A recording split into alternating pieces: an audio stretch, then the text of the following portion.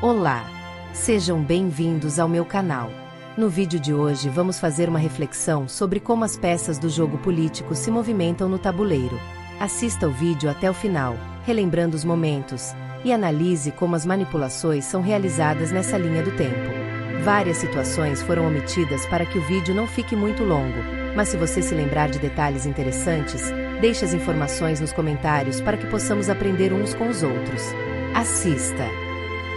O cidadão que ganha 150 mil cruzados por mês, esse vive num regime democrático. Porque esse, Chico, come bem na casa dele, mora bem, pode levar a família para um restaurante todo final de semana, pode tirar férias, pode ter casa de campo, pode ter casa de praia, pode ir para a Europa fazer férias, pode ir ao teatro, pode ir ao cinema, pode ler os melhores livros do mundo. Tá? Então esse vive democraticamente. Pode colocar os filhos nas melhores escolas, tá, e tal. O desgraçado que ganha 2 mil cruzeiros não come bem em casa, jamais vai num restaurante, não lê um livro, não vai ao teatro, não vai ao cinema, não vai pra Europa, ele não consegue sair nem da sua cidade, tá? Não tem carro, mora mal pra desgraça. Quer dizer, qual é a democracia? Quer saber de você se realmente no Brasil a democracia funciona? Considerando a eleição de um deputado, ele cita o nome, eu não vou citar, mas foi um deputado que acabou provocando uma escaramuça no AMB, quiseram bater nele, quis bater em não sei quem. Olha, veja, eu acho que a democracia no Brasil ela é muito incipiente e ela é muito mascarada, ela é muito maquiada, ela está mais ou menos igual para o deputado.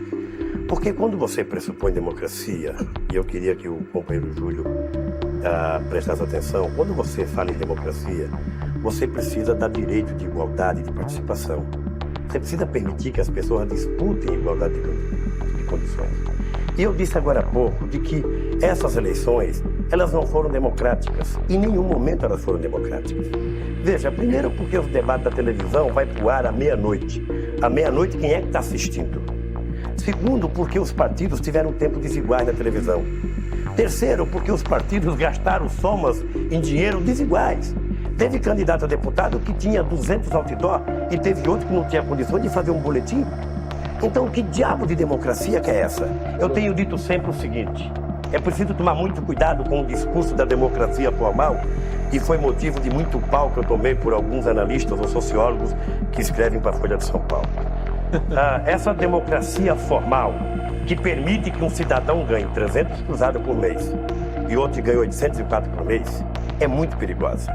Porque embora estejamos todos subordinados à mesma Constituição, subordinados à mesma lei, o cidadão que ganha 304 cruzados, 300 mil cruzados por mês... Aquela história de todos são iguais perante a lei. Pois é, ele tem férias, ele tem condições de ter uma boa casa, comer bem o que é justo, tem direito a ter escola boa para o seu filho, tem direito a ir para a Europa para passar férias, tem direito a ir para o teatro, cinema.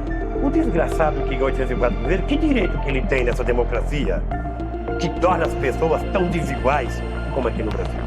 Então eu penso que a gente ainda está longe de conseguir a democracia, porque a democracia apenas institucional, ela não resolve o problema da democracia. É preciso que haja uma democratização no campo econômico para a gente poder resolver o problema. Armando, falando em liberdade, eu gostaria que você esclarecesse a opinião pública sobre um episódio que marcou muito o telejornalismo da Globo. É sobre as diretas já.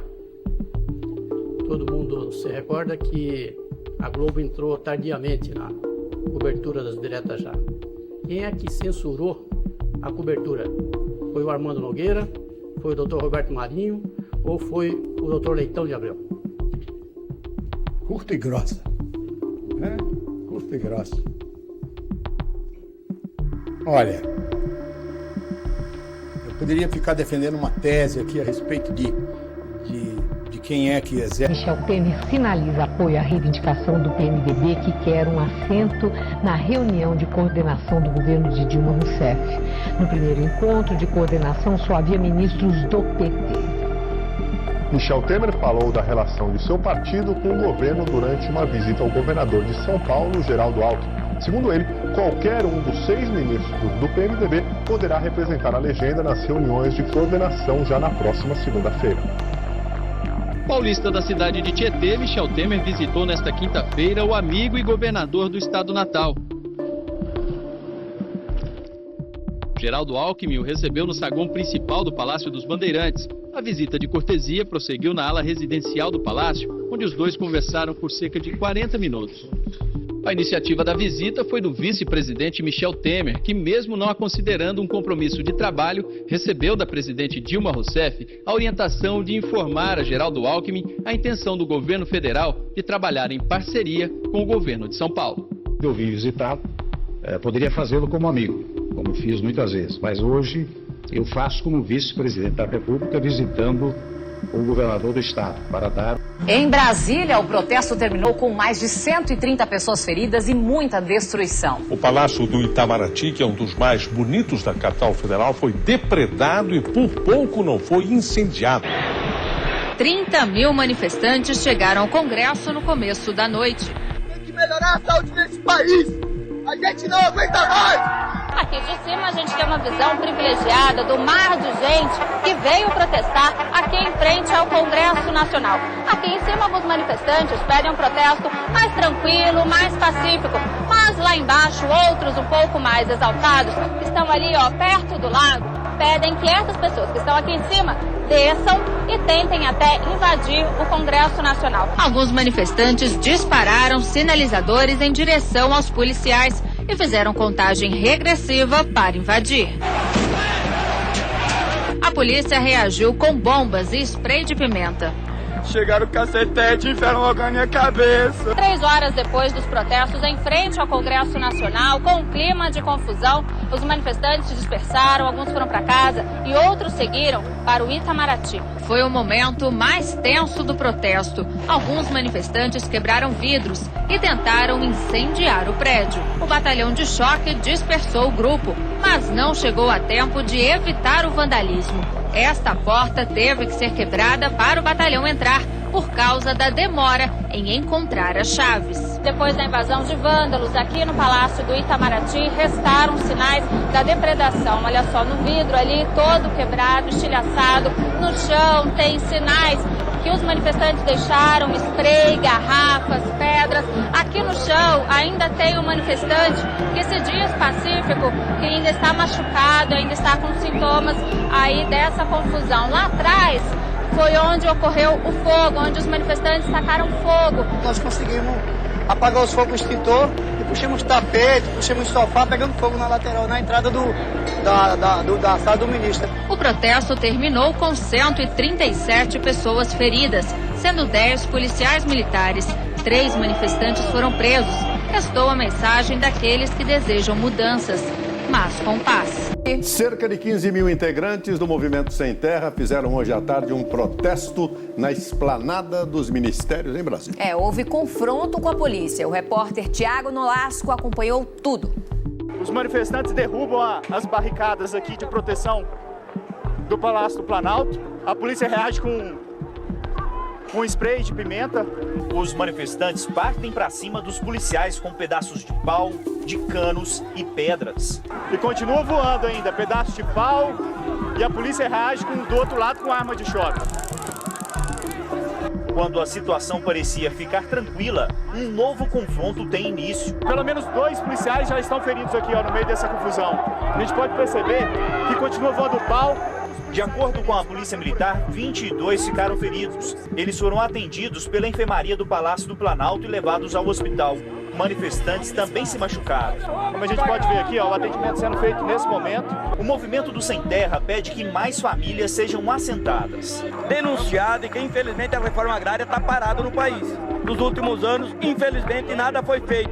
O ministro Gilberto Carvalho, da Secretaria-Geral da Presidência, ouviu as reivindicações e disse que a presidente Dilma vai receber os líderes do MST amanhã. A presidente não estava no Planalto durante o confronto. Tinha sido combinado que esse era o limite. Infelizmente, vem uma molecada na frente, é normal isso também, gente. Isso não é nem um fim de mundo, faz parte. Houve confusão também em frente à Embaixada dos Estados Unidos. Nós estamos pacificamente, por favor, baixa a arma! Nossa equipe quase foi agredida ao registrar que algumas pessoas pregavam faixas nos muros da representação diplomática. Depois de 3 horas de protesto aqui pelas ruas da capital, os integrantes do MST agora seguem para o acampamento aqui em Brasília. o governador estranhamente nomeou como secretário de Segurança um advogado que aparece em pelo menos 123 processos de uma empresa que está sendo investigada de vínculo com uma facção criminosa que atua nos presídios. Que ao assumir, já começou a levar algumas bordoadas. E parece que algumas certeiras e com razão. Foi acusado de ser um ex-defensor do primeiro comando da capital. Como? Advogado do PCC e hoje é o titular da pasta da segurança. Isso é incompatível. O governador ficou maluco. Pessoas totalmente estranhas aos quadros da segurança pública. Mas é o que está mandando. Culpa para mim nesse entendimento é do governo. O governo coloca pessoas não qualificadas no sentido policial. As pessoas são hiperqualificadas no sentido jurídico. Mas as pessoas não são qualificadas para resolver um problema policial. E o que acontece é o que nós vimos aí, briga entre a Polícia Civil e a Polícia Militar. O secretário não toma uma postura com relação à valorização da polícia. Secretaria da Segurança é algo nevrálgico na administração. Tem que saber quem vai para lá. Sinceramente, não acredito que a democracia esteja correndo qualquer risco no Brasil. Veja, eu nasci na vida política fazendo manifestação. Eu fazia greve, eu fazia passeata, eu fiz passeata contra o regime militar, eu fiz passeata contra o governo do Sarney, eu fiz passeata pelo impeachment do Collor, eu fiz passeata para melhores condições de vida nesse país. Fizemos a campanha das diretas, ou seja, eu acho que o Brasil tem a seguinte situação. Nós temos um governo democrático e popular que governa esse país desde 2002.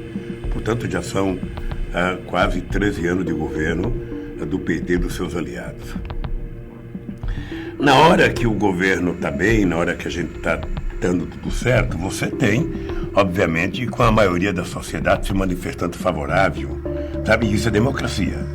Na hora que você não está tão bem, que a sociedade começa a se manifestar contra, isso também é democracia.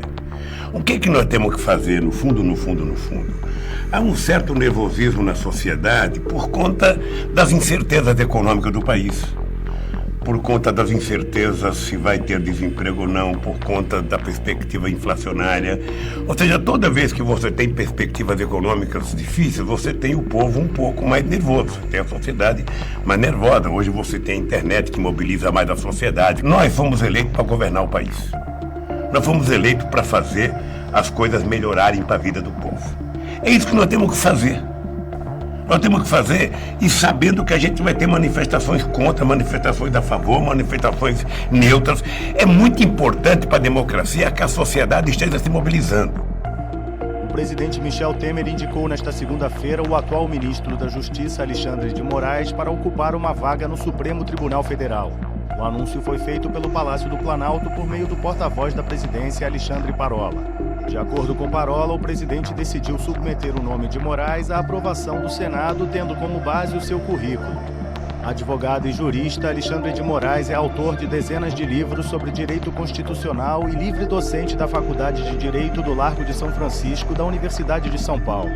Antes de ser ministro, Moraes foi secretário de Segurança Pública de São Paulo, cargo para o qual foi nomeado por Geraldo Alckmin em dezembro de 2015. Com a indicação, Moraes é o nome do governo para substituir o ministro Teori Zavascki, que morreu em um acidente aéreo em Paraty, no Rio de Janeiro, no último dia 19 de janeiro.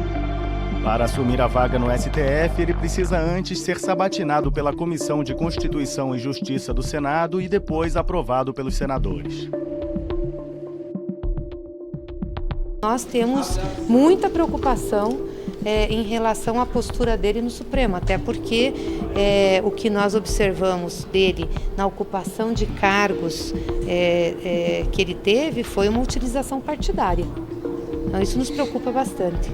Nós não precisamos de um Supremo mais partidarizado ainda. A estratégia da oposição não é manter sabatina, a estratégia da oposição é ouvir ele falar sobre esses temas que são temas que têm conflito, inclusive com posicionamentos dele, que para nós nos deixa muito preocupados. E nós queremos colocar isso para a nação brasileira, as pessoas que estiverem nos assistindo, que possam partilhar dessa preocupação, porque o Supremo Tribunal Federal não tem prerrogativas só em relação a essa casa. Tem prerrogativas e define temas que atendem a sociedade como um todo.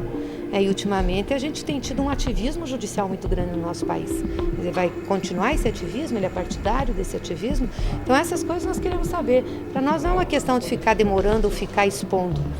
Volto a repetir, ninguém merece passar o que o ministro Fachin passou aqui. A falta de respeito, inclusive, que teve na sua sabatina, a forma como foi abordado. Isso nós não vamos fazer. Agora vamos ser muito duros e muito firmes para exigir explicações sobre comportamentos e posicionamentos que ele tem. O Alckmin foi eleito hoje o novo presidente do PSDB. Na convenção nacional do partido em Brasília, Alckmin atacou o ex-presidente Lula.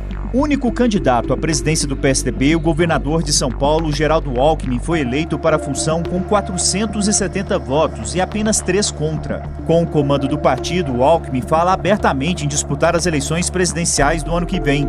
O governador aproveitou o discurso para atacar Lula, que lidera as pesquisas de intenção de voto. Depois de ter quebrado o Brasil, Lula diz que quer voltar ao poder. Ou seja, meus amigos, ele quer voltar à cena do crime. O ex-presidente Fernando Henrique Cardoso também destacou a disputa com Lula. Olha aqui, eu ganhei do Lula 2 vezes e ganharia uma terceira se eu ainda tivesse força, energia para combatê-lo cara a cara. E prefiro combatê-lo na urna do que vê-lo na cadeia. O Tribunal Superior Eleitoral negou o registro da candidatura do ex-presidente Lula. A sessão durou quase 9 horas e terminou no início da madrugada de hoje. Preso em Curitiba após condenação em segunda instância, Lula foi impedido de concorrer à presidência com base na lei da ficha limpa e terá o nome retirado das urnas. A defesa vai recorrer. Foi uma sexta-feira decisiva para o ex-presidente Lula. O registro da candidatura e as contestações apresentadas entraram na pauta da sessão extraordinária do Tribunal Superior Eleitoral menos de 24 horas após a defesa do petista apresentar as argumentações para que ele fosse considerado apto a concorrer à presidência. Em 181 páginas, os advogados defenderam que ainda não é possível declarar a inelegibilidade porque há recursos possíveis contra a condenação dele no caso do triplex do Guarujá. Também alegaram que o Comitê de Direitos Humanos da ONU garantiu o direito de Lula concorrer. De que forma um Tribunal Superior brasileiro deve receber uma decisão da Organização das Nações Unidas que pede, que clama, respeite os direitos políticos do senhor Luiz Inácio Lula da Silva? Mas para o relator da matéria na corte, ministro Luiz Roberto Barroso, a recomendação não tem efeito jurídico. O Comitê de Direitos Humanos da ONU é órgão administrativo, sem competência jurisdicional. Suas recomendações, mesmo quando definitivas, o que não é o caso, nós estamos falando de uma medida interina, não tem efeito vinculante. Veja agora os números finais do segundo turno da votação para presidente da República. Com 100% das urnas apuradas, o presidente eleito Jair Bolsonaro, do PSL, ficou com 55,13%, quase 57.800.000 votos válidos. Fernando Haddad, do PT, teve 44,87%, 10.700.000 votos a menos. Bolsonaro venceu em 4 das 5 regiões do país. Haddad ganhou no Nordeste, onde teve quase 70% dos votos válidos. O presidente eleito ficou à frente no Distrito Federal e em 15 estados. Nos outros 11, o candidato do PT terminou na liderança. Jair Bolsonaro teve o maior percentual no Acre, com 77,22% dos votos válidos. A menor porcentagem foi no Piauí, com 22,95%, onde Fernando Haddad teve o maior índice, 77,05% dos votos válidos. Logo após a confirmação matemática da vitória, o presidente eleito agradeceu a militância por meio de uma transmissão ao vivo no Facebook, como fez a campanha inteira. Nós queremos combater o abuso de autoridade, mas não podemos botar um remédio excessivamente forte, de modo que venha matar o paciente. Queremos que as autoridades do judiciário, do MP que muitas vezes me perseguiram sim, e não foram poucas vezes. Até porque eu sou réu no Supremo Tribunal Federal por um caso desse. E 174 condenações. Mais de 4 bilhões de reais foram recuperados aos cofres públicos. O presidente Bolsonaro participou hoje da cúpula da democracia promovida pelo presidente americano Joe Biden. Em um vídeo gravado para o evento, Bolsonaro defendeu o direito de todos se expressarem e serem ouvidos. Reafirmo nossa determinação de proteger e respeitar os direitos humanos e as liberdades fundamentais de todos os brasileiros, independentemente da origem, raça, sexo, cor, idade, religião, sem qualquer forma de discriminação. Líderes de 110 países participam dos debates feitos de forma virtual. O objetivo do encontro é defender as democracias contra o autoritarismo, a corrupção e a violação de direitos humanos. Países como China, Rússia, Cuba e Haiti ficaram de fora. Ao final do evento, o presidente americano Joe Biden prometeu fortalecer a democracia nos Estados Unidos e fez um apelo para que os outros países façam o mesmo. É nesse momento de desemprego, de estômago vazio, de inflação, de fome, de morte, 662 mil mortos, que o Brasil se agiganta aqui hoje nesta reunião histórica com as mais importantes centrais sindicais. E quero dizer a vocês que venho somar o meu esforço, pequeno, humilde, mas de coração e entusiasmo em benefício do Brasil. A luta de vocês, a luta sindical, deu ao Brasil o maior líder popular deste país, Lula! Lula! Viva Lula! Viva os trabalhadores do Brasil!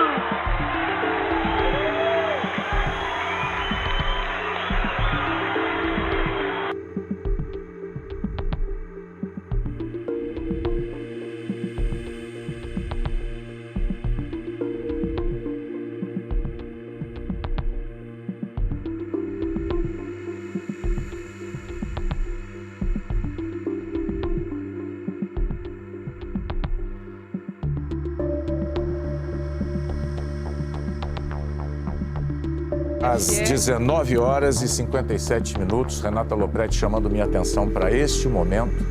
Você está vendo na tela, a cor pintou.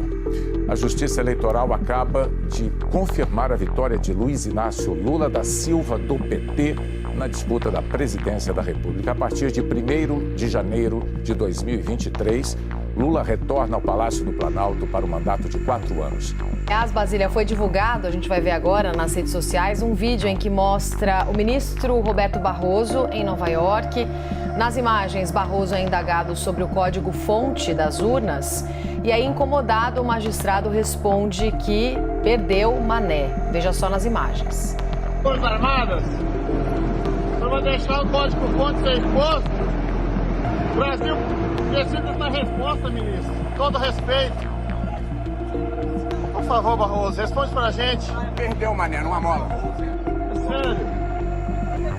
Não isso não, ministro. O Brasil defende. O Brasil defende. Acenou aos apoiadores que fazem barricadas em estradas pelo país, mas condenou os bloqueios. Os atuais movimentos populares são fruto de indignação e sentimento de injustiça de como se deu o processo eleitoral.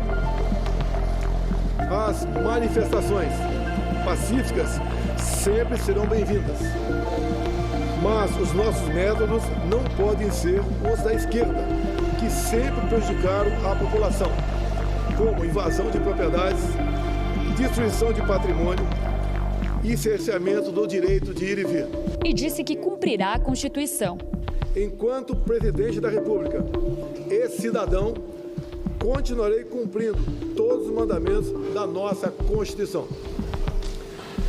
É uma honra ser o líder de milhões de brasileiros que, como eu, defendem a liberdade econômica, a liberdade religiosa, a liberdade de opinião, a honestidade e as cores verde e amarela da nossa bandeira. Muito obrigado. Depois do pronunciamento, Bolsonaro deixou o palácio acompanhado de assessores e segurança. Eu sou corintiano, como todos sabem.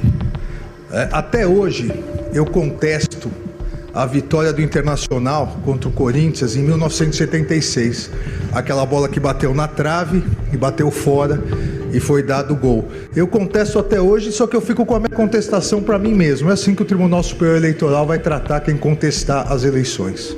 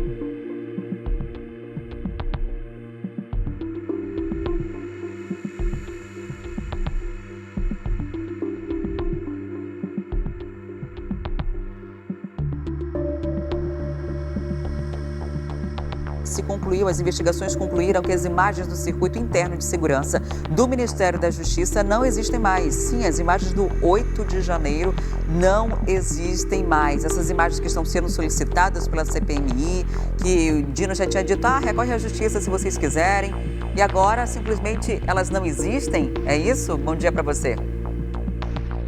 É isso mesmo, Adriane. Bom dia para você, também para todos que nos acompanham. A gente acordou com essa notícia. Isso pode deixar os ânimos ainda mais alterados lá na CPMI do 8 de janeiro. Os parlamentares vão voltar a se encontrar amanhã com o depoimento do ex-ministro do GSI, G. Dias, mas vocês podem ter certeza que eles vão criticar bastante ao saberem que essas imagens ali do 8 de janeiro foram apagadas. A informação é das nossas fontes, lá da Polícia Federal. Essa fonte disse que as imagens do dia 8 de janeiro do Palácio da Justiça não foram entregues à íntegra ali na CPMI, porque elas simplesmente não existem mais. Essa fonte nos explicou que o sistema de armazenamento do circuito interno de monitoramento do Palácio dura apenas 15 dias. A cada 15 dias, as imagens são apagadas para dar espaço para outras imagens. Então, o armazenamento vai se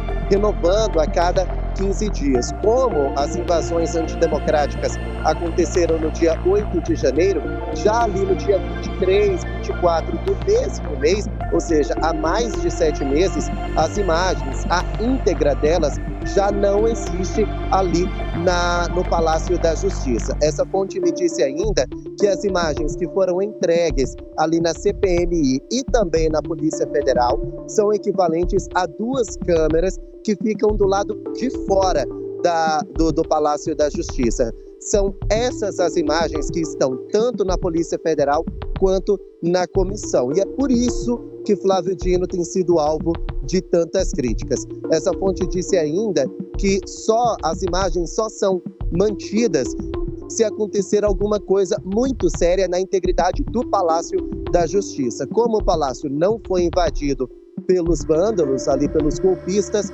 então a parte da segurança sentiu que não tinha necessidade de manter aquelas imagens e dar espaço para que outras fossem sendo registradas, como já é comum ali no Palácio da Justiça.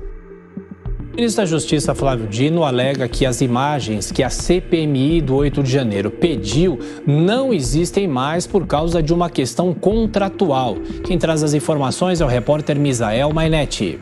Após a CPMI dos atos de 8 de janeiro solicitar as imagens das câmeras de segurança internas do Ministério da Justiça, que foram apagadas, o ministro Flávio Dino afirmou que o serviço com a empresa responsável pelo monitoramento da pasta não prevê o armazenamento das filmagens por muito tempo. O mesmo problema que aconteceu aqui, que é um problema contratual. E isso acontece nas empresas privadas também. E eu não sabia disso, que eu não sou gestor de contrato. Lembre que eu sou ministro da Justiça.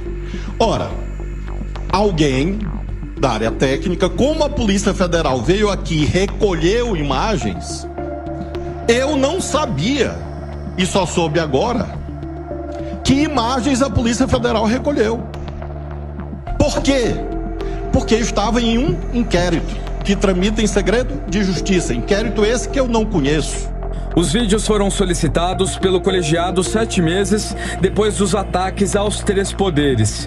Como as filmagens não foram recolhidas pela Polícia Federal na época, elas expiraram automaticamente. Flávio Dino disse que o secretário executivo do Ministério da Justiça, Ricardo Capelli, está tentando obter outras gravações.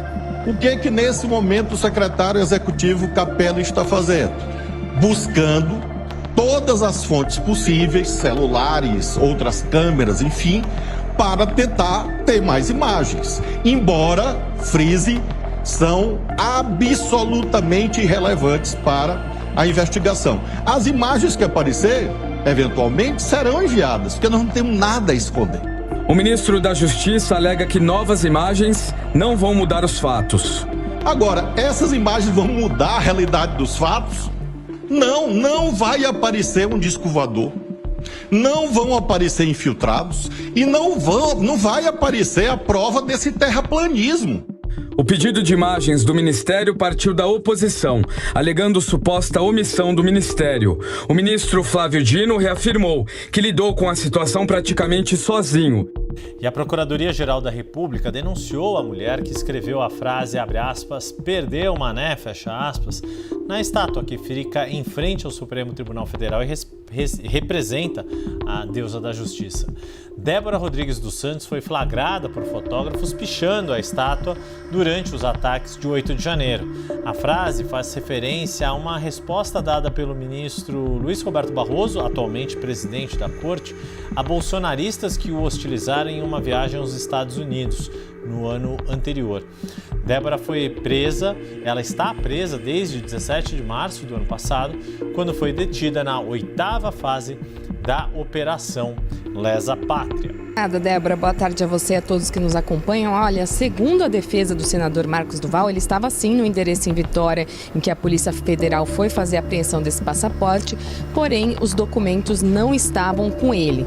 Então ele fez um bilhete a próprio punho dizendo que se comprometia a entregar os passaportes que estão aqui em Brasília, segundo o senador, na sede da Polícia Federal pessoalmente. Então por isso os policiais foram embora e não levaram os documentos. A alegação é que eles estão aqui na capital federal. Olha, o Marcos Duval, a gente trouxe ontem isso aqui na CNN, adiantou essa investigação.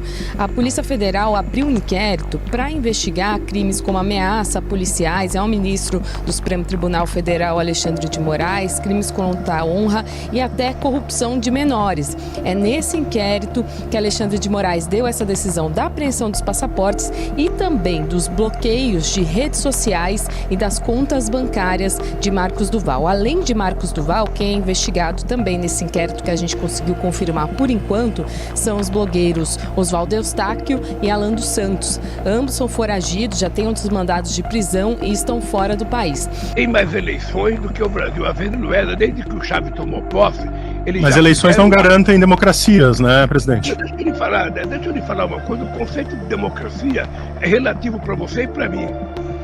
Eu gosto de democracia porque é a democracia que me fez chegar à presidenta da República pela 3ª vez. Tá? Por isso que eu gosto da democracia e a exerço na sua plenitude. Quem quiser derrotar o Maduro, derrote nas próximas eleições. Agora vai ter eleições. Derrote. E assuma o poder. Vamos lá fiscalizar. Se não tiver uma eleição honesta, a gente fala. Lógica e associação criminosa. Esses são os crimes cometidos por Alexandre de Moraes e que estamos agora solicitando à Procuradoria-Geral da República que apure com base nas matérias reveladas pela Folha de São Paulo. Esses são apenas, aliás, 2 dos crimes cometidos, porque há vários outros da Lei de Abuso de Autoridade que nós já há muito tempo dizemos aqui nesta tribuna e onde quer que me pronuncie. Há muito tempo tenho dito que esses crimes cometidos por Alexandre de Moraes, crimes de abuso de autoridade, precisam ser investigados e punidos. Falsidade ideológica e associação criminosa com o juiz Ayrton Vieira e com o Eduardo Talhaferro, que atuaram e pelo visto continuam atuando como verdadeiros capangas do ministro do Supremo Tribunal Federal, Alexandre de Moraes, que age como ditador e não como magistrado. A grande crise que a gente vive no momento não é uma crise econômica, não é uma crise política, é uma crise moral. A mãe de todas as crises nós estamos vivendo na nossa nação. Então, a partir dessa premissa, nós tivemos aí um hiato de cerca de 1 ano e meio,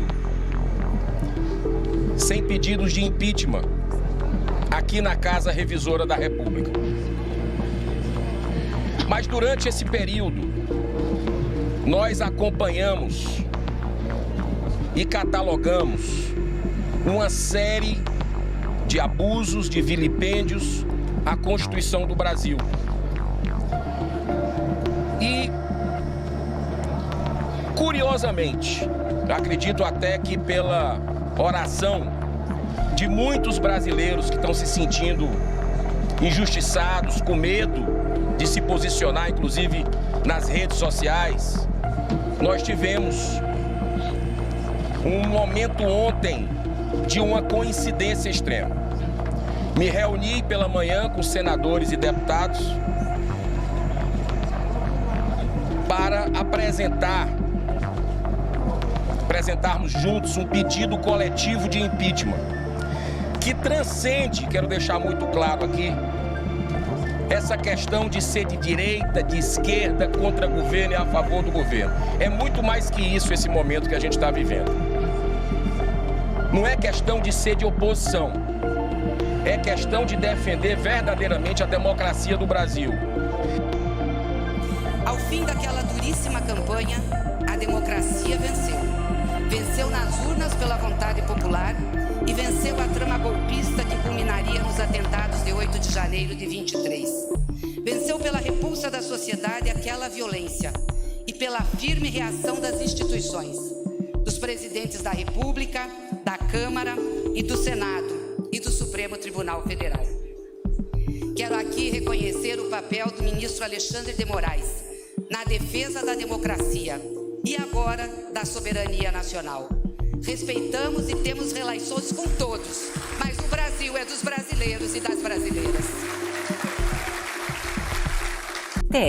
Segundo o Ministério Público Espanhol, os atos atribuídos a ele não configuram crime no país, mas são parte da liberdade de expressão.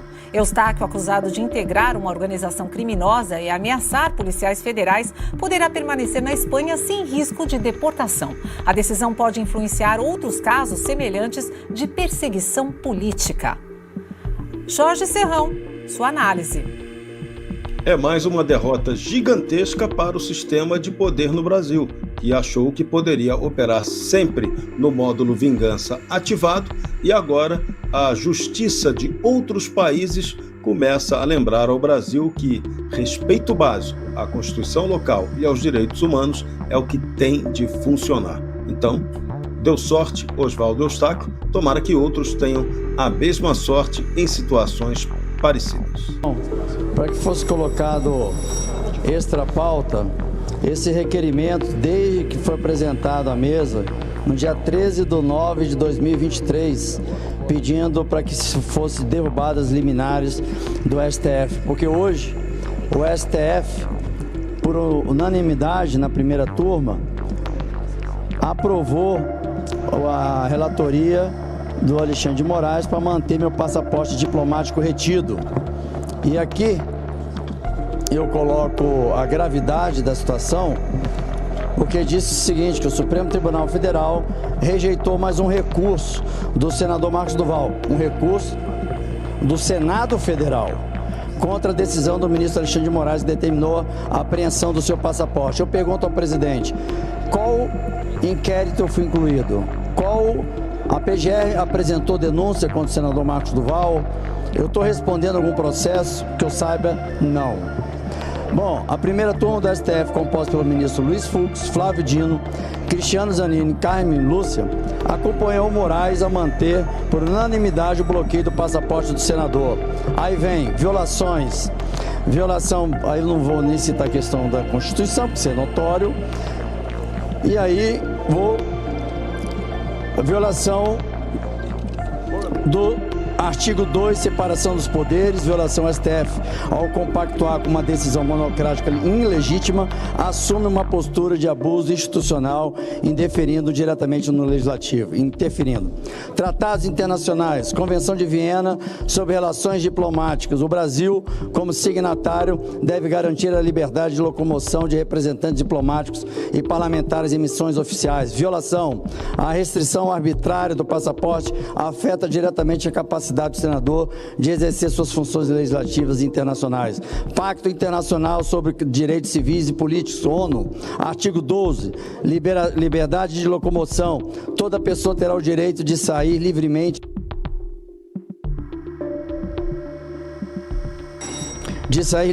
de qualquer país, inclusive do seu próprio. Violação, a decisão do STF configura uma restrição ilegal, desproporcional da liberdade de locomoção. Convenção Americana dos Direitos Humanos, Pacto de São José, artigo 22, direito de circular livremente. Toda pessoa que se ache legalmente no território de um Estado tem o direito de circular por ele e de sair livremente. Violação e bloqueio do passaporte diplomático sem processo legal válido fere princípios essenciais da Convenção. Gravidade do endosso do colegiado do STF. Inicialmente, a decisão monocrática já é um escândalo jurídico e diplomático. No entanto, agora a situação torna-se ainda mais alarmante, pois a primeira turma do STF confirmou a decisão de forma unânime. Isso indica que se trata de mais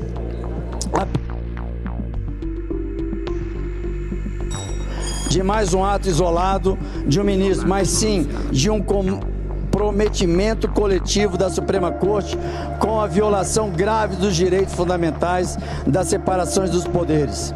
Ao agir dessa forma, o STF estabelece um precedente perigoso. Qualquer parlamentar pode ter seus direitos restringidos, sem a necessidade de acusação formal, sem participação do Ministério Público e sem o respaldo do Legislativo. Essa decisão abre margem para futuras perseguições políticas, caso outros membros do Congresso permitam que o Judiciário se torne instrumento de retaliação contra opositores políticos. E aqui vem a Comissão Interamericana de Direitos Humanos, o ato de comissionado, e aí eu digo o seguinte: o que é crime contra a humanidade? Crime contra a humanidade. Decisão de Alexandre de Moraes se enquadram: censura e bloqueio de redes sociais, viola de direitos humanos.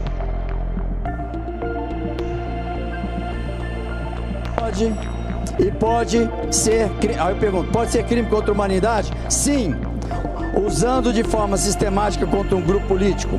Prisão arbitrária aos opositores. Pode ser considerado crime contra a humanidade? Sim. Se por repressão generalizada. Bloqueio de contas bancárias de opositores. Pode ser considerado crime contra a humanidade? Sim, se usado como perseguição sistemática contra opositores. Apreensão de passaporte sem justificativa legal. Pode ser crime contra a humanidade? Sim, usado para perseguir um grupo específico. O uso do judiciário para perseguir adversários. Pode ser considerado crime contra a humanidade? Sim, o sistema judiciário foi instrumentalizado para perseguição política. Crime contra a humanidade é muito mais grave do que direitos, violação de direitos humanos. Crime contra a humanidade não é um crime contra... Senador Marcos Duval, por gentileza, para concluir. Crime contra, não é o crime contra a humanidade, não é o crime contra bolsonaristas, os patriotas, os de direita, os que estão sendo perseguidos. Claramente, é notório, Brasil, que a perseguição é um grupo da direita. E aqui, presidente, eu coloco que, como crime contra a humanidade, não é um crime contra esse grupo político, não é um crime contra o brasileiro, é um crime contra a humanidade, é o mundo. E ele vai começar a responder em países por crime contra a humanidade, podendo pegar prisão perpétua. Então eu peço para que o presidente, para que não chegue a esse ponto, e essa petição não foi nem iniciada por mim, mas foi apresentada, agora que eu estou vendo a data, no mês 9 de 2023, e nem foi colocado para ser lido, para ser, então, derrubado as liminares e botando o Congresso Nacional. Na decisão... Por gentileza, senador Marcos Duval. Na decisão dessa queda das liminares, desse avanço e dessa intromissão ao Senado Federal. Então eu peço para que Vossa Excelência possa botar em extra pauta, já que tem 42 assinaturas, 42 senadores já assinaram o requerimento apoiando o pedido da queda das liminares. Eu peço que possa ser colocado em pauta. Pela ordem, senhor presidente. Pela ordem, senador líder Eduardo Girão. Senhor presidente, eu queria, em primeiro lugar, manifestar, já fiz até mais cedo, a solidariedade ao senador Marcos Duval e, como líder do Partido Novo aqui na casa, também fazer esse apelo a Vossa Excelência para que vote esse requerimento, né, que já tem a maioria da casa, eu acho que até de forma simbólica pode ser votado, para que ele volte a ter as prerrogativas dele plenas como senador eleito pelo povo do Estado do Espírito Santo. Então é inadmissível que uma parte da renda de gabinete, verba de gabinete, que o passaporte dele, coisa que acontecia só no nazismo, né, esteja retirado, onde ele não pode participar de atividades do Senado, inclusive internacionais, representando o Brasil, né, que ele tenha um salário bloqueado, uma série de aberrações que a gente está vendo. Marcos Duval. Só para saber qual a posição do meu pedido de requerimento, se é possível ser pautado ainda hoje, que o requerimento garante o artigo 53 da Constituição. Senador Marcos Duval, eu consultei a Secretaria da Mesa, a Advocacia do Senado, e eles compreendem que não tem pertinência jurídica o requerimento apresentado por Vossa Excelência com a assinatura dos senadores, cobrando que o plenário deliberasse o requerimento. Como eu estou ouvindo a Advocacia do Senado, a Consultoria do Senado sobre esse requerimento, eu não tenho como me manifestar em relação a uma resposta concreta a Vossa Excelência, mas eu estou cobrando da Advocacia, da Consultoria do Senado, da Secretaria-Geral da Mesa, que encaminhe uma resposta sobre o requerimento de Vossa Excelência para que eu possa lhe dar uma resposta confiável em relação à propositura feita por Vossa Excelência. Agradeço pela resposta, mas só para confirmar, esse requerimento não foi feito por mim e é para garantir o artigo 53 da Constituição. Então não é nada pessoal, é o artigo que nos dá as nossas prerrogativas. Obrigado, presidente. Obrigado, senador. Se você chegou até aqui é porque realmente se interessa pelo futuro do Brasil.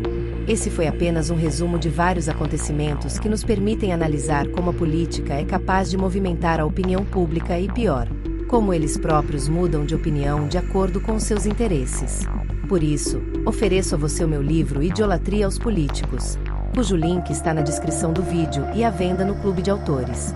Lá você vai aprender as técnicas de persuasão utilizadas por líderes para mudar sistemas e regimes de governo. Continue acompanhando os fatos para sair da caixinha. Se inscreva no meu canal e ajude dando o seu like e deixando um comentário. Gratidão por ficar até aqui e até a próxima.